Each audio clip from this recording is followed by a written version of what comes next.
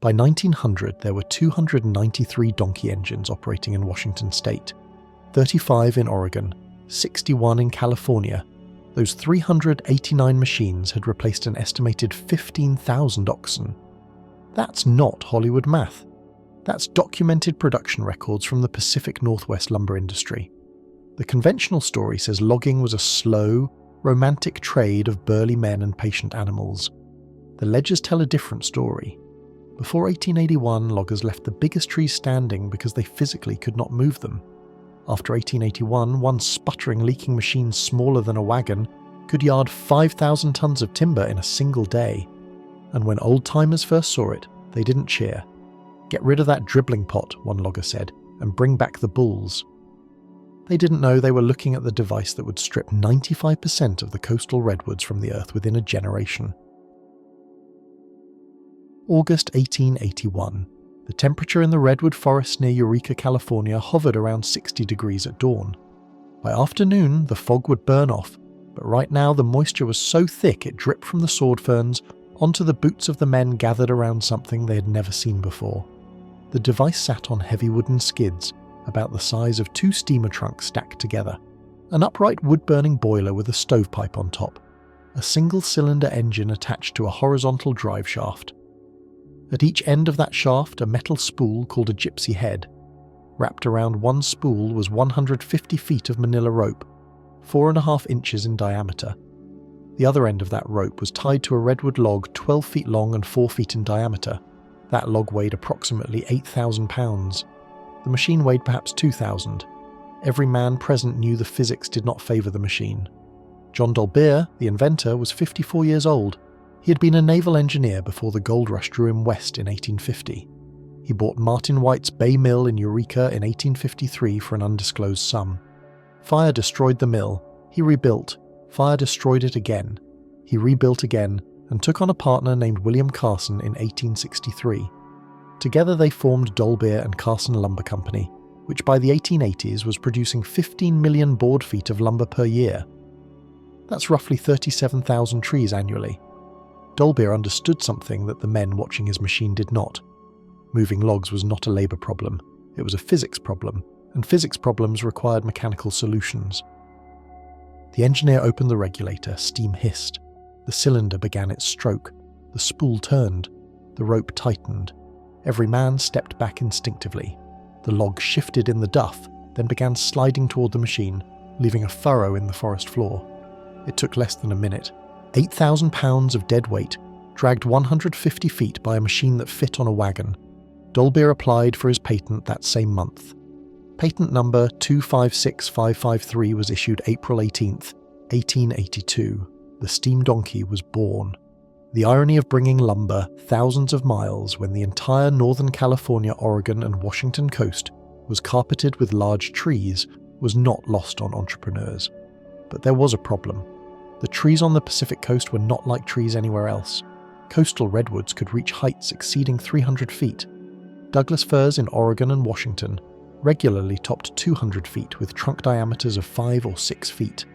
A single old-growth Douglas fir might weigh 30 pounds per cubic foot green, meaning a 12-foot section 6 feet in diameter could weigh 15 tons or more.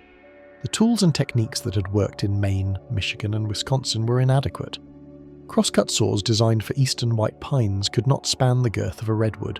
Yarding methods that moved 1,000-pound logs failed when confronted with logs weighing 10 or 20 times as much.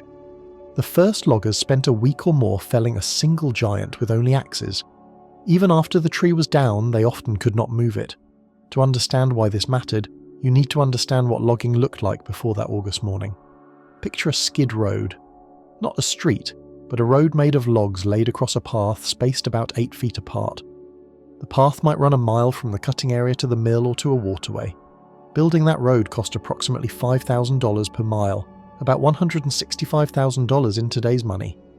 Once the road was built, you needed animals, not horses, oxen. A bull team consisted of 6 to 12 pairs of oxen, hitched together in a long line. Each pair cost between $150 and $300, roughly $5,000 to $10,000 today. A full team might represent an investment of $60,000 to $120,000 in modern dollars. The man in charge was called the bull puncher, and he was typically the highest paid man on the logging crew. His wages ran between $75 and $150 per month, the equivalent of $2,500 to $5,000 today. His tools were simple: his voice, a long stick called a goad with a nail on the end, and an encyclopedic knowledge of each animal's temperament. The process worked like this. Followers would drop a tree, working for a week or more with axes and crosscut saws to bring down a single giant redwood. Buckers would cut the fallen tree into 12 to 20-foot sections. Barkers would strip the thick redwood bark, which itself was valuable, and had to be hauled to the mill separately. Then the yarding crew would use ropes, horses, and mechanical devices called jack screws to maneuver the log sections to the skid road. Once on the road, a turn of logs, sometimes 8 to 10 sections chained together, would be attached to the bull team. The man called the grease monkey would spread grease or water on the skids ahead of the load. The bull puncher would give the command. The oxen would strain against their yokes, and the load would begin to move at perhaps 1 mile per hour, assuming everything went well. Everything did not always go well. If the grease monkey lubricated too heavily, the load would accelerate on a downslope, potentially overtaking and crushing the oxen. If he failed to lubricate enough, the load would stop dead, and restarting a train of logs that had lost momentum required every animal in the team to give maximum effort simultaneously. Injuries were constant. Deaths were routine. The loggers who survived the Oakland Hills in the 1850s told stories of runaway loads that killed men and animals alike. By 1860, the hills around Oakland were a ragged quilt of stumps, and even today the root systems of understory plants have not fully recovered from the damage done by oxen teams and the deep furrows made by dragged logs. Here is the number that explains the steam donkey. Logging cost $3.50 per 1,000 board feet, using horses and logging wheels, the best technology available before Dolbeer's invention. That is approximately $115 per 1,000 board feet in today's money. After the steam donkey, that cost dropped. One logging operator summed up the advantage with brutal clarity. It don't cost anything to keep it, and you don't have to feed it when it is not earning anything. Oxen ate whether they were working or not. In winter, when mud made skid roads impassable, the animals still consumed hay and required care. A steam donkey required wood to burn and water to convert to steam, but only when it was operating. When it sat idle, it cost nothing. The machine also worked in conditions that would stop any animal. Hot weather slowed oxen. Cold weather slowed them more. Rain turned skid roads into mud that could trap a bull team for hours. The steam donkey did not care. Its pulling power remained constant regardless of temperature, humidity, or ground conditions. It worked when the animals could not. The crew required to operate an early Dolbeer donkey consisted of 3 men, a boy, and a horse. The choker setter attached the rope to the log. The donkey puncher tended the steam engine.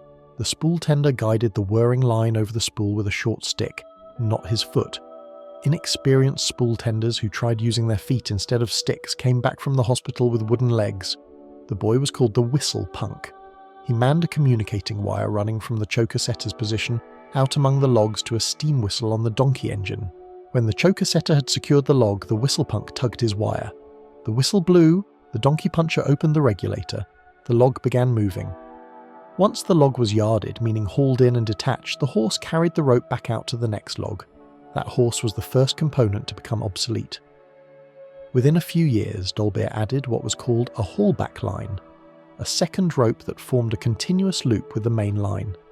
The far end of the loop travelled through a pulley attached to a stump deep in the cutting area. When the main drum wound in, the haulback drum paid out.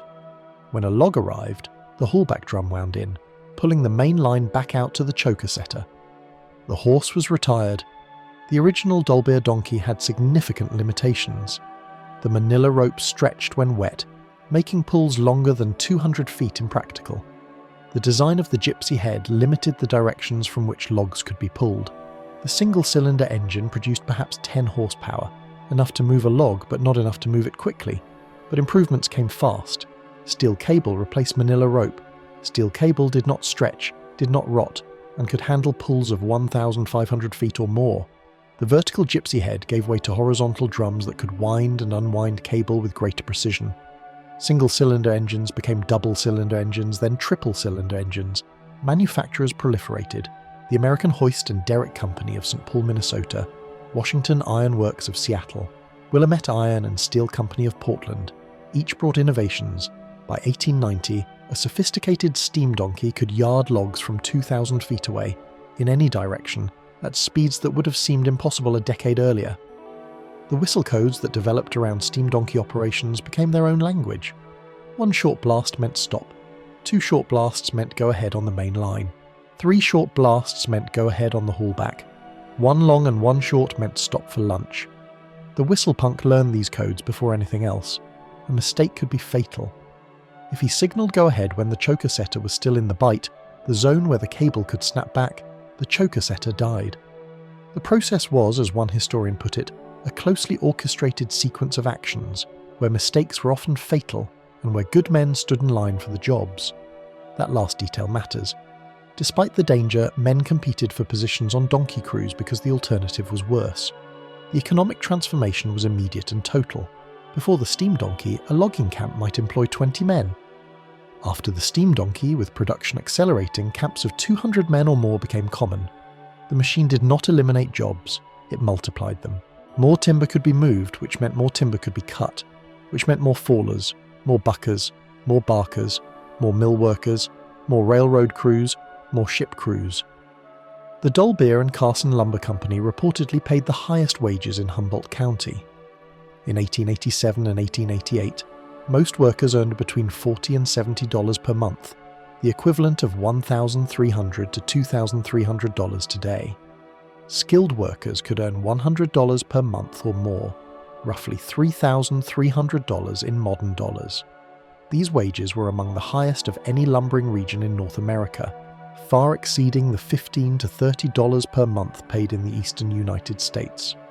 The wages reflected the danger and isolation. Housing and sanitary conditions at most camps were rudimentary until the 1920s.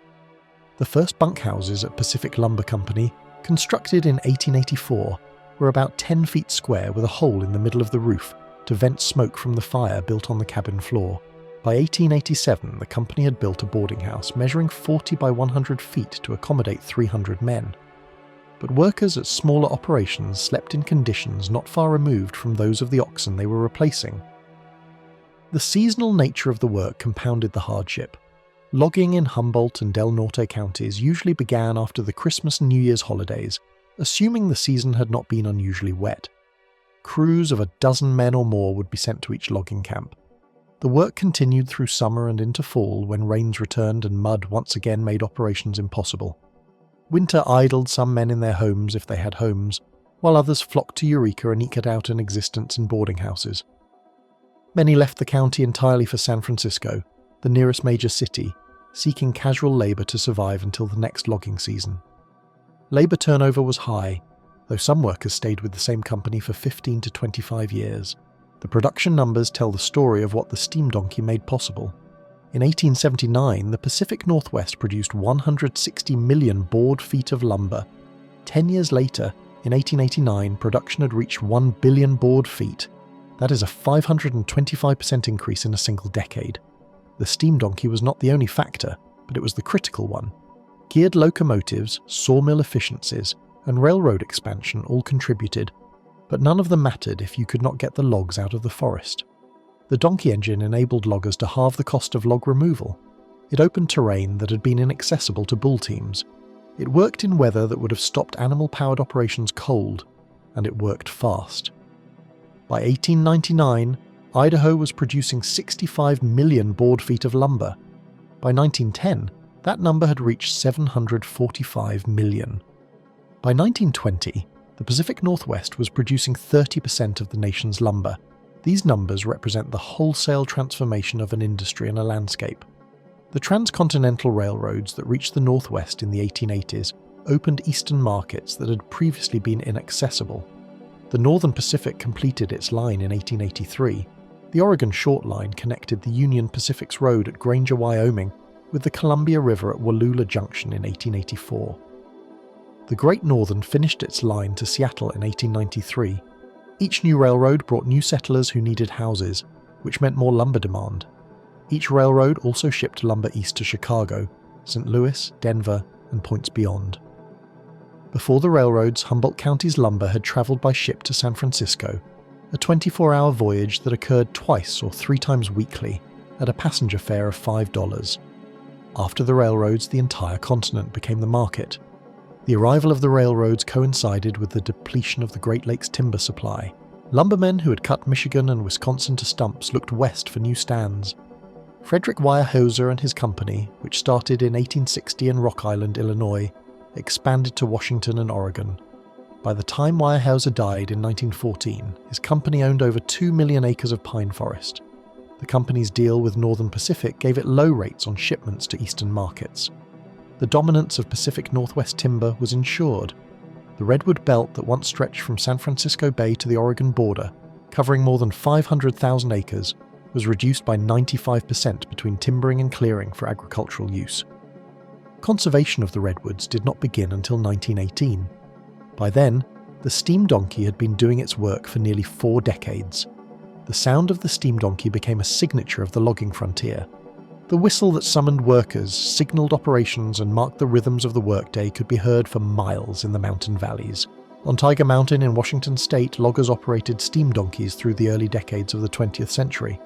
The whistle made a distinctive sound, a kind of poo-poo that echoed off the hillsides. Harvey Manning, the late hiking and environmental advocate, noted the sound in his guidebooks. When the area around West Tiger Mountain was logged in the 1970s by Weyerhaeuser, the name stuck. Today, Poo-Poo Point is one of the most popular paragliding destinations in Washington state. Pilots launch from the clear-cut slopes where steam donkeys once hauled timber. The name is the only memorial to the machines that stripped those hills bare. The steam donkeys spawned variations and specializations. Road donkeys pulled logs along specialized roadways. Yard donkeys assembled logs at landings. Loaders placed logs on railroad cars. Roader donkeys moved logs from the woods to the railroad. Bull donkeys, the largest of all, lowered entire trains of loaded log cars down steep inclines. High-lead systems emerged after 1905, suspending cables from the tops of spar trees, tall trees limbed and rigged with pulleys so that logs could be yarded with one or both ends in the air, clearing obstacles that would have stopped ground lead operations. Each innovation required larger, more powerful machines. Boiler pressures increased from 100 pounds per square inch to 200 pounds per square inch. Engines grew from 1 cylinder to 2 cylinders to 3. The machines that had started as compact units small enough to fit on a wagon became behemoths that required specialized transport. The dangers escalated with the scale. Steam boilers operated under pressure, and pressure meant explosions. Cable under tension could snap and whip back with lethal force. Logs swinging through the air on high-lead systems could crush anyone in their path. The whistlepunk's job was dangerous not because he operated machinery, but because he stood between the machinery and the men, exposed to every hazard of both. Yet the jobs kept men coming. The alternative was the brutal, grinding labour of bull-team logging, which offered lower pay, longer hours, and dangers of its own. Between runaway loads, crushed limbs, and the sheer physical toll of working with massive animals, bull-team logging killed and maimed men at rates that made steam donkey operations look almost safe by comparison. The transition was not instantaneous. Bull teams continued to work alongside steam donkeys into the early 20th century. Some terrain favoured animals, some operations could not afford the capital investment of a donkey engine, but the trajectory was clear. In 1887, the first steam donkey appeared at the Blanchard Lumber Company's operation on Bellingham Bay in Washington. By 1900, steam donkeys were standard equipment throughout the Pacific Northwest. By the 1920s, most operations had converted entirely. The last working steam donkeys on the West Coast operated at Oregon American's Ginger Creek operation near Kesey until June 1957. After that, diesel engines took over and the steam donkey joined the bull team in obsolescence. John Dolbeer died in San Francisco on August 17, 1902 from a heart ailment. His estate was worth nearly $1 million, approximately $35 million in today's money. The bulk of the estate went to his daughter Bertha. His son Chase had died in an accident years earlier. His wife Harriet had taken her own life following a long illness. Bertha herself would commit suicide 2 years after her father's death. The family that invented the machine that transformed the lumber industry of the American West did not survive to see the full consequences of that transformation. The Carson Mansion, built by Dolbeer's partner William Carson, still stands in Eureka, California. It is commonly referred to as the most photographed Victorian home in the United States. The redwood forests that funded its construction are mostly gone. A functioning steam donkey is on display at Fort Humboldt State Historic Park in Eureka, California, occasionally operated during special events. Another sits at the entrance to the Campbell River Museum in British Columbia, a 1916 Empire model manufactured in Vancouver. It is equipped with a 10 by 12 engine and separate pinions operating the haulback and main drums. When the museum fires it up for demonstrations, the whistle sounds across the neighbourhood, and for those old enough to remember, the sound evokes an era when these machines were the heartbeat of the forest. The machines are relics now, curiosities preserved for their historical value rather than their productive capacity. But the landscape they created, the cleared hills, the second growth forests, the changed ecology of the Pacific coast, that landscape remains. The steam donkey is gone, its consequences are not. The wood-burning steam donkeys that dominated from the 1890s through the 1920s required their own support systems. A man called a woodbuck did nothing but chop fuel for the boiler. A fireman tended the fire. Water had to be piped to the machine from the nearest stream, sometimes from considerable distances. When oil-burning donkeys arrived, they eliminated the woodbuck and the fireman from each crew, significant labour savings that further improved the economics. But the steam donkey's days were numbered regardless. By the late 1930s, the fuel efficiencies of internal combustion engines, combined with the elimination of water piping and the reduced fire hazard, spelled the end. World War II delayed the transition as industrial manufacturing converted to military production, but after the war, diesel took over completely. The environmental legacy is complex and contested. Clear-cut slopes eroded, streams silted, salmon runs declined. The forest ecosystem that had developed over millennia was disrupted in decades. But second-growth forests have returned. The redwoods that grow today in parks and protected areas are third-generation trees, sprouting from the stumps of the giants that the steam donkeys helped remove. They are smaller than their ancestors, growing in simplified ecosystems where the understory diversity is not fully recovered. But they are growing. Whether that constitutes recovery or merely survival depends on your definition and your timeline. The conventional story says that technology is neutral, that machines are tools, that how we use them is a choice. The ledger tells a different story, from 160 million board feet in 1879 to 1 billion board feet in 1889. From forests that took millennia to grow to stumps in a generation. From bull teams that could move one log at a time to machines that could yard 5,000 tons in a day. The steam donkey did not create the demand for lumber. The gold rush did that. The transcontinental railroads did that. The explosive growth of San Francisco and Seattle and Portland did that. The demand was ravenous and the prices reflected it. In 1849 and 1850, lumber prices in San Francisco shot from $50 per thousand board feet to $500 per thousand board feet in a single year, roughly $1,600 to $16,000 in today's money. New England sea captains filled their holds and piled their decks high with lumber, which they sold at enormous profits. The market's appetite seemed limitless. San Francisco burned repeatedly in 1850, 1851 and 1852, each fire destroying thousands of wooden structures that had to be rebuilt. The city was a furnace that consumed lumber and demanded more, but the steam donkey made it possible to meet that demand at a scale and speed that no previous technology could match. One sputtering, leaking, dribbling pot of a machine, and the forests of the West would never be the same. Today, if you hike the Chirico Trail to Poo-Poo Point on Tiger Mountain, you can watch paragliders launch themselves into the updrafts above Issaquah. The slopes are open because Weyerhaeuser cleared them in the 1970s, taking even the stumps. The name comes from the sound of steam whistles that once echoed through these valleys. And somewhere in those valleys, rusting in the undergrowth, there may still be a steam donkey, one of the thousands that once operated throughout the Pacific Northwest, waiting for someone to find it and remember what it did to the world.